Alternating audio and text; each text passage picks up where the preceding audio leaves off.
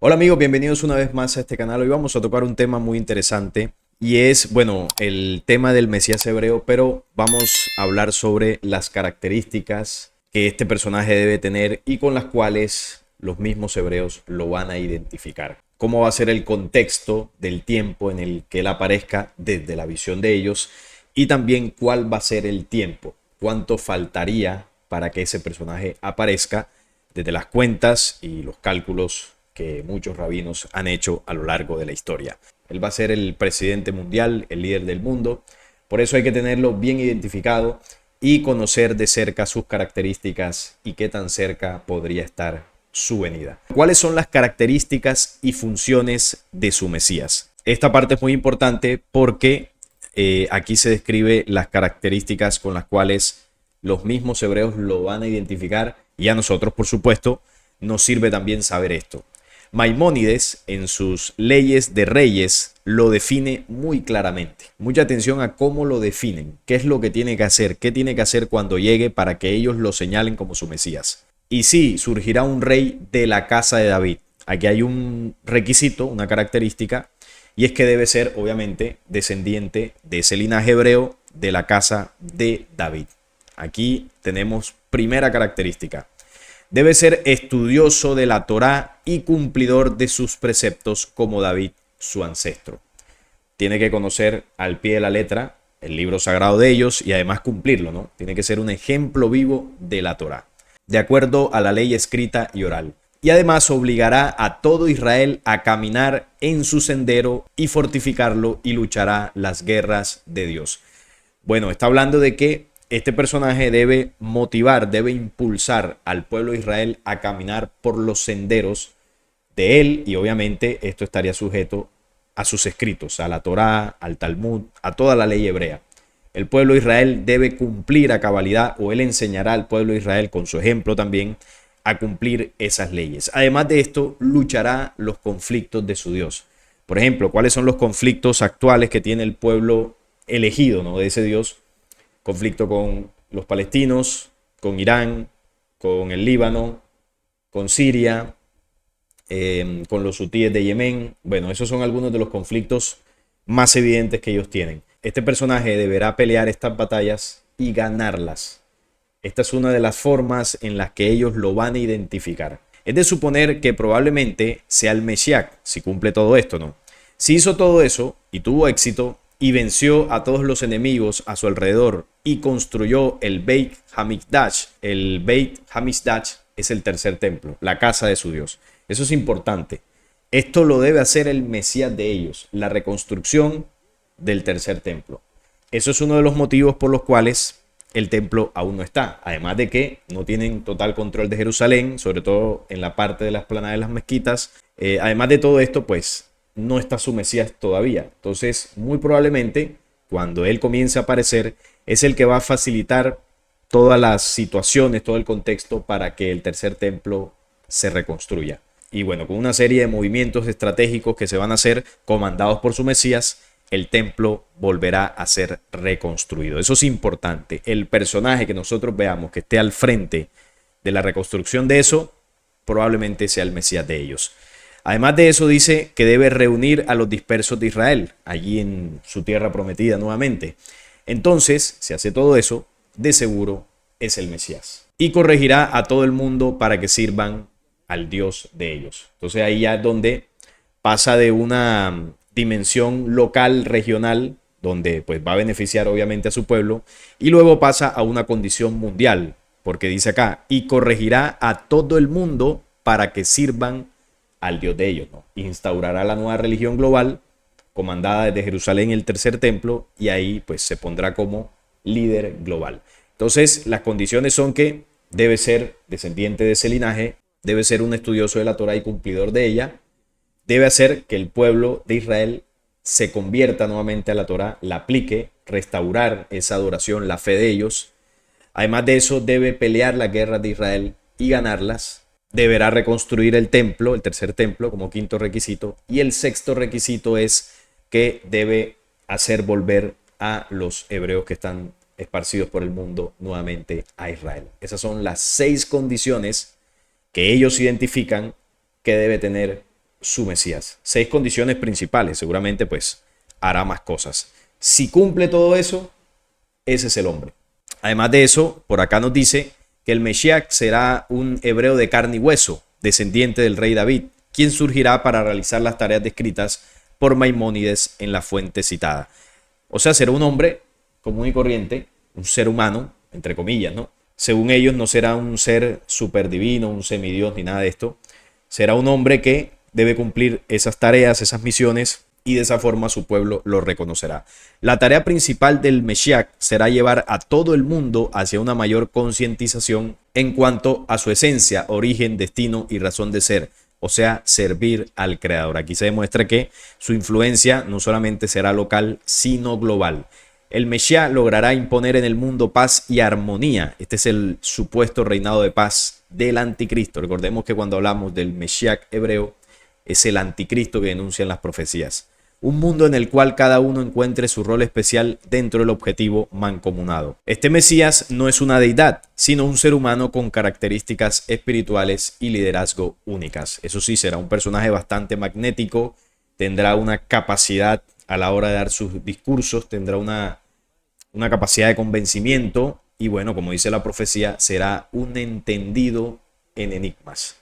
Va a descrestar sin lugar a dudas a la humanidad. Entonces estas son las características principales que va a tener este personaje. Ahora vamos a ver cuál será el contexto, cómo será el contexto de la venida de la era mesiánica, cómo lo interpretan ellos. Es importante que hayamos anotado las características, las 6 características principales, porque nosotros también debemos identificarlo.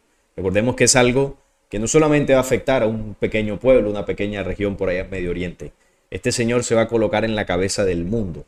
Y aunque se va a mostrar como un elegido, será el mismísimo Lucifer encarnado en un cuerpo físico. ¿Cómo será la vida en la era mesiánica? En la era mesiánica, el mundo seguirá su curso normal, excepto que el pueblo hebreo se verá libre de la persecución extranjera. Las naciones gentiles reconocerán la religión verdadera. O sea que ya en ese punto, cuando el personaje comience a gobernar, los hebreos ya no tendrán las batallas que tienen ahora, todo el conflicto por allá en Medio Oriente, porque habrán vencido a sus enemigos gracias a su Mesías. Además dice que el mundo reconocerá la religión verdadera, se impondrá ese judaísmo en el mundo. Esa va a ser la religión de ese orden global. Y no saquearán ni destruirán, ellos conjuntamente con el pueblo hebreo obtendrán una vida cómoda y relativamente fácil y tendrán bastante tiempo para ocuparse del estudio de la Torá. En esa hora no habrá hambre ni conflictos, tampoco celos ni lucha. Abundarán las bendiciones y las comodidades estarán al alcance de todos. La única preocupación de todo el mundo será conocer a Dios. Por tanto, el pueblo hebreo alcanzará la sabiduría máxima. Sabrá acerca de las cosas que ahora están escondidas a la comprensión de su creador hasta la capacidad máxima posible para la mente humana, como está escrito en Isaías 11:9, porque la tierra estará plena de conocimiento de Dios, así como las aguas cubren el mar. Bueno, la visión que ellos describen es que sería un mundo pletórico en el momento que esté gobernando su Mesías, un tiempo donde las naciones reconocerán a la religión de ellos como la única y verdadera y por lo tanto a su Dios. Es cierto que las profecías anuncian un tiempo de paz. Se habla de un último periodo de 7 años, que es la última semana de Daniel. Y esa semana de 7 años tendrá 2 periodos de 3 años y medio. El primer periodo de 3 años y medio será pletórico. Será un tiempo de paz, será un tiempo donde ese gobierno que este personaje implantará, la gran mayoría de la humanidad amará ese gobierno. Amará el nuevo mundo que se construyó con base pues a las leyes y al liderazgo de este personaje. Entonces aquí se describe como bueno, un tiempo bastante positivo y ahí es donde la humanidad creerá que es el elegido. Muchas religiones pensarán que es Jesús, sobre todo las cristianas por supuesto, y algunas otras religiones pensarán que es el Mesías que ellos estaban esperando, porque este líder conjugará todos los conocimientos espirituales, todas las ciencias del mundo y las manejará a la perfección. Entonces por eso la gente de Asia pensará que es su Mesías, la gente de Occidente pensará que es su Mesías, incluso los científicos estarán descrestados porque este señor desvelará los misterios, entre comillas, que la ciencia aún no comprende, y el mundo estará bajo el dominio y control de este líder. Un líder que luego de un tiempo revelará realmente sus intenciones y sus planes de control total. En ese tiempo habrá denuncias contra él. La profecía de Apocalipsis habla de 2 testigos y muchas otras profecías que también mencionan a los 2 testigos. Estos tendrán la función de denunciar a este personaje. Mientras él se muestra en el mundo como amoroso y bondadoso y benefactor, los testigos van a denunciar que es un demonio, que es un ser que tiene unas intenciones macabras. Y por eso la gente odiará a los testigos, porque ellos dos estarán denunciando a un personaje que la humanidad adora en ese momento. Pero nadie les va a escuchar, o muy pocos les van a escuchar. Pero pasado el tiempo de paz, él mostrará sus verdaderas intenciones, y incluso algunos mensajes proféticos dicen que su apariencia humana será desfigurada y mostrará su verdadera apariencia demoníaca, como un ente totalmente degradado, y ahí las personas van a comprender que todo ese tiempo estuvieron adorando a un demonio, a un falso Dios, a una falsa religión, y que ese supuesto pueblo elegido de Dios realmente era el mismísimo pueblo elegido de Lucifer. En ese punto la humanidad descubrirá el engaño. Para algunos será demasiado tarde, pero otros lograrán salir de esa manipulación. De la descripción hecha por Rambam de la era mesiánica, podemos deducir que el mundo será maravilloso, pero continuará siendo un mundo físico como lo es hoy. El potencial para el crecimiento espiritual será mucho mayor en los tiempos mesiánicos de lo que es nuestra situación actual. Y la gente aprovechará este cambio con avidez. Nosotros los hebreos seremos reunidos en nuestra tierra santa y estaremos libres de la opresión ejercida por los pueblos gentiles. Ciertamente es una situación que bien vale la pena anticipar con gran alborozo. Entonces, esta es la visión que ellos tienen de su era mesiánica, un mundo pues armonioso y sobre todo beneficioso para ese pueblo. Para el resto de la humanidad no será tanto así.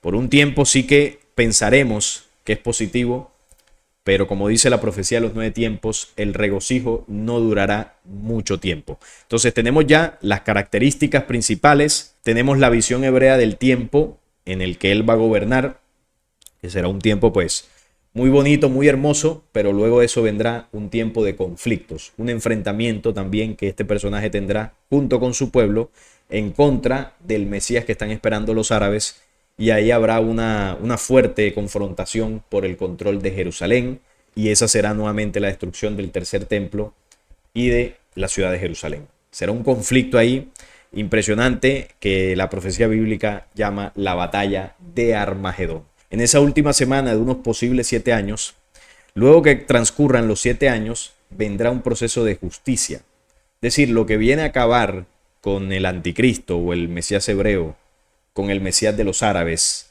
y toda la confrontación mundial que estos dos pueblos van a hacer por el control de Jerusalén, lo que viene a acabar con todo eso y con el control global es la justicia de los elementos de la tierra moviéndose de una manera como nunca antes se ha visto.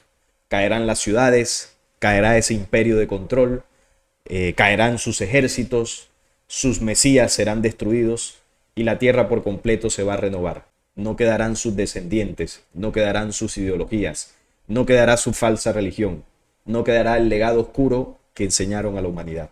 Cuando el Mesías de ellos aparezca, ese será el comienzo de su final. Eso será lo último que harán, porque ahí se les cerrará el círculo de la serpiente, como lo dicen ellos en sus mismos protocolos, y entonces serán sus últimos años.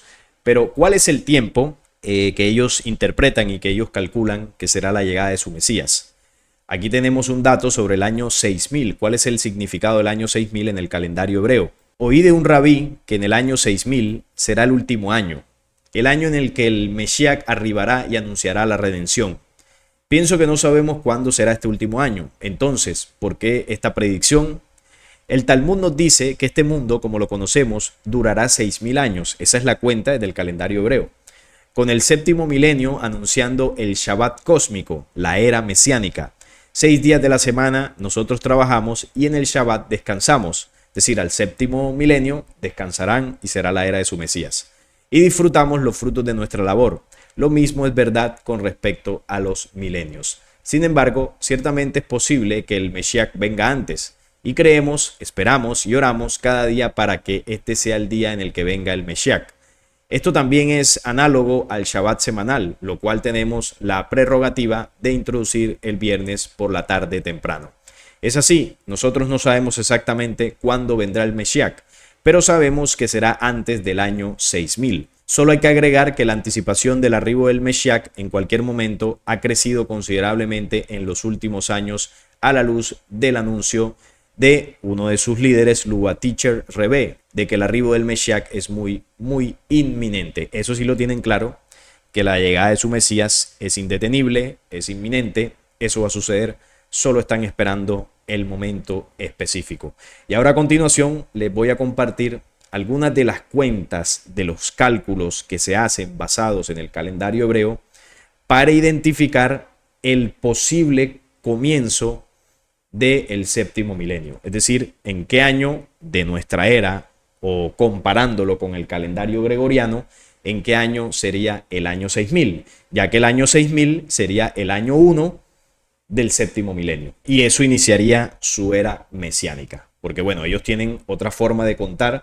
Ellos hacen una cuenta lineal desde el año 0, que es el momento de la creación del mundo, según como ellos lo ven, y comienzan a contar a partir de ahí. Y ellos dicen que desde que comenzó la creación del mundo, con el tema de los 6 días, 7 días de Adán y Eva y todo esto, hasta la actualidad han pasado 5000, casi 5800 años más o menos dentro de lo que son las cuentas oficiales de ellos. Pero hay algunos rabinos y algunas personas investigadoras de este tema que han hecho otros cálculos y al parecer la cifra se acerca un poco más al año 6000, es decir, que no estaríamos en el año 5800 de la cuenta de ellos aproximadamente, sino que estaríamos mucho más cerca de ese año 6000. ¿En qué año se inicia el séptimo milenio que dicen las escrituras? Estudiemos los siguientes cálculos del inicio del séptimo milenio. Según el calendario oficial hebreo, calculado hacia el año 2015, de nuestra forma de contar del calendario gregoriano, estaríamos en el año 5775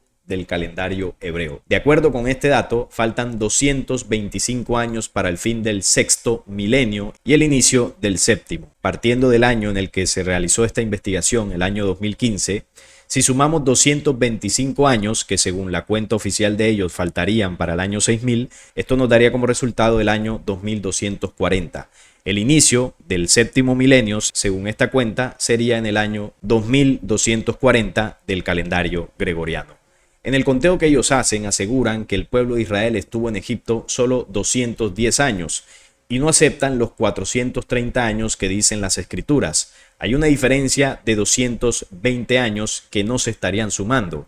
Por esto, al dato de 5775, si le sumamos los 220 años faltantes, esto nos daría como resultado el año 5995. Entonces, teniendo en cuenta el año 2015 en el que se realizaron estos cálculos, equivaldría al año 5995 del tiempo de ellos, y el inicio del séptimo milenio sería en el año 2020. Pero si seguimos leyendo algunas de las escrituras, se podrían ajustar algunos cálculos. El tiempo en el que los hijos de Israel vivieron en Egipto fue de 430 años, y sucedió que al cabo de los 430 años, en aquel mismo día, todos los ejércitos de Yahvé salieron de la tierra de Egipto, como lo dice el Éxodo 12 del 40 al 41. Este texto bíblico nos dice la estancia de los hijos de Israel en Egipto, pero no nos dice cuál fue el acontecimiento que dio inicio al conteo de los 430 años. Pero el siguiente texto nos da un poco de luz con respecto a este tema. Ahora bien, las promesas fueron hechas a Abraham y a su descendencia. No dice y a las descendencias, como refiriéndose a muchas, sino más bien a una. Y a tu descendencia, es decir, el Mesías. Lo que digo es esto: la Torá, que vino 430 años más tarde, no invalida un pacto ratificado anteriormente por Elohim, como para anular la promesa. Esto está en Gálatas capítulo 3 del 16 al 17. Veamos entonces que el pacto entre Yahvé y Abraham hasta el Sinaí transcurrieron 430 años. ¿Qué edad tenía Abraham cuando Yahvé hizo el pacto con él? Cuando Abraham tenía 99 años, Yahvé se le apareció y le dijo: yo soy el Todopoderoso, anda delante de mí y sé perfecto, y yo estableceré mi pacto contigo y te multiplicaré en gran manera. Génesis capítulo 17 del 1 al 2. Abraham tenía 99 años cuando Yahvé se le apareció e hizo un pacto con él. Un año más tarde nació su hijo Isaac. 60 años después nacen Esaú y Jacob. Y Jacob tenía 130 años cuando entró en Egipto con sus hijos. Si sumamos el tiempo desde el pacto de Yahvé con Abraham hasta el momento en que Jacob entró con sus hijos a Egipto, nos da como resultado 191 años. A estos 191 años le restamos los 430 años que dice la escritura que estuvieron los hebreos en tierra de Egipto, y esto nos daría como resultado 239. Por lo cual, estos 239 años fue el tiempo transcurrido de los hebreos en Egipto, desde que Jacob y sus hijos y sus familias entraron hasta que salieron y llegaron al Sinaí. A estos 239 años le restamos los 210, que es lo que dice la tradición hebrea, es decir, nos da una diferencia de 29 años. Esta sería la diferencia correcta. Entonces calculemos de nuevo. 5.775 más 29 años nos da como resultado 5.804 años. El año actual de esta investigación, el año 2015, entonces equivaldría al año 5.804 desde la creación, y el milenio tendrá su inicio en el año 2211. Pero a pesar de esto, hay más datos que se pueden extraer de los cálculos en los textos de ellos. Entonces Yahvé habló a Moisés en el monte Sinaí diciendo: habla a los hijos de Israel y diles: cuando entres a la tierra que yo os daré, la tierra guardará reposo para Yahvé. 6 años sembrará la tierra, 6 años podarás tu viña y recogerás sus frutos. 6 años sembrarás la tierra, 6 años podarás tu viña y recogerás sus frutos. Pero el 7º año la tierra tendrá completo descanso, un reposo para Yahvé. No sembrarás tu campo ni podarás tu viña. Lo que nazca espontáneamente después de tu cosecha no lo segarás, y las uvas de los sarmientos de tu viñedo no recogerás. La tierra tendrá un año de reposo. Y contarás 7 sábados de años, 7 veces 7 años, de modo que los días de las 7 semanas de años vendrán a hacerte 49 años. Entonces harás sonar el shofar en el mes 7º a los 10 del mes. El día de las reconciliaciones harás sonar alarma de shofar por toda vuestra tierra, y santificarás el año 50 y pregonaréis libertad en la tierra a todos sus moradores. Este os será jubileo, y volveréis cada uno a su posición y cada cual volverá a su familia. El año 50 os será jubileo, no sembraréis ni segaréis lo que naciere de suyo en la tierra, ni vendimiaréis sus ofrendas, porque es jubileo. Santo será vosotros, el fruto de la tierra comeréis. En este año de jubileo volveréis cada uno a su posesión. Después de 6 días de trabajo, un día de reposo. Después de 6 años de trabajo, un año de reposo. Después de 49 años, el año Yobel. Después de 6.000 años de pecado, 1.000 años de reposo reinando con el Mesías. Después de estos 7 ciclos sabáticos de 7 años, se guardará el año Yobel. El año Yobel o jubileo es el año de la restitución. Todo volvía como al principio. Los pobres que habían perdido sus propiedades a causa de las deudas volvían a ser dueños de estas. Los esclavos recobraban su libertad. Las tierras compradas volvían a las tribus originales. La tierra reposaba, el pueblo se abstenía de trabajar en ella. ¿Qué tiene que ver el año Yobel o jubileo con el 7º milenio? Y dijo Yahvé: no contenderá mi espíritu con el hombre para siempre, porque ciertamente él es carne, mas serán sus días 120 años. La palabra Shana, que en el texto fue traducida como palabra años, también significa era, tiempo o tiempos. En el texto también se puede leer: y dijo Yahvé: no contenderá mi espíritu con el hombre para siempre, porque ciertamente él es carne, mas serán sus días 120 tiempos. Quiere decir que su espíritu se alejará de los hombres cuando se cumplan 120 tiempos. Ya no hablará más a la conciencia, ya no convencerá al mundo del pecado. La labor del Ruach HaKodesh a las conciencias de los hombres y mujeres en pecado habrá terminado. Si estos 120 tiempos son jubileos, entonces su espíritu se alejará cuando se cumplan 120 jubileos. Cada jubileo representa 50 años. 120 jubileos son 6.000 años. Según algunos judíos mesiánicos, en el año 1967 de esta era, del calendario gregoriano, en la celebración de Yom Kippur, se cumplió el Yobel o jubileo 119. Realicemos el cálculo: 1967 más 50 da como resultado 2017. En el año 2017 termina el jubileo 120 y se cumplen los 6.000 años e inicia el nuevo milenio. Pero, ¿qué datos dan las escrituras? ¿Cuántos años transcurrieron desde Adán hasta el inicio del ministerio del Mesías? Según algunas de las cuentas que ellos sacan, desde el tiempo de Adán hasta el tiempo del 4º año del reinado de Salomón, transcurrieron 3.017 años del calendario hebreo. Según los eruditos, el cuarto año del reinado de Salomón equivale al año 966 a.C. Por lo tanto, si se suman los 3017 años más 966 de nuestra era, da como resultado 3983 años. Si restamos el año 6000 de 3983, nos da como resultado 2017. Es decir, si el dato de los eruditos en relación al cuarto año del reinado de Salomón es correcto, el séptimo milenio habría comenzado en el año 2017. Pero sigamos escudriñando un poco más las escrituras para entender si estos cálculos están correctos. Entonces, desde el Sinaí hasta el cuarto año del rey Salomón teníamos el año 3017, pero habría que sumarle 36 años más del reinado de Salomón, y esto nos da como resultado el año 3053. Y de ahí en adelante habría que sumarle el tiempo de los reinados de cada uno de los reyes de Israel, desde Salomón hasta el tiempo de Sedequías, que nos daría el año 3447. Luego de esto, habría que sumarle la cautividad en Babilonia, que fueron unos 70 años, nos daría como resultado el año 3517. Y además sumarle a esto el tiempo de la profecía de Daniel del capítulo 9 de las 70 semanas, que ellos interpretan que serían 483 años más, que daría como resultado el año 4000.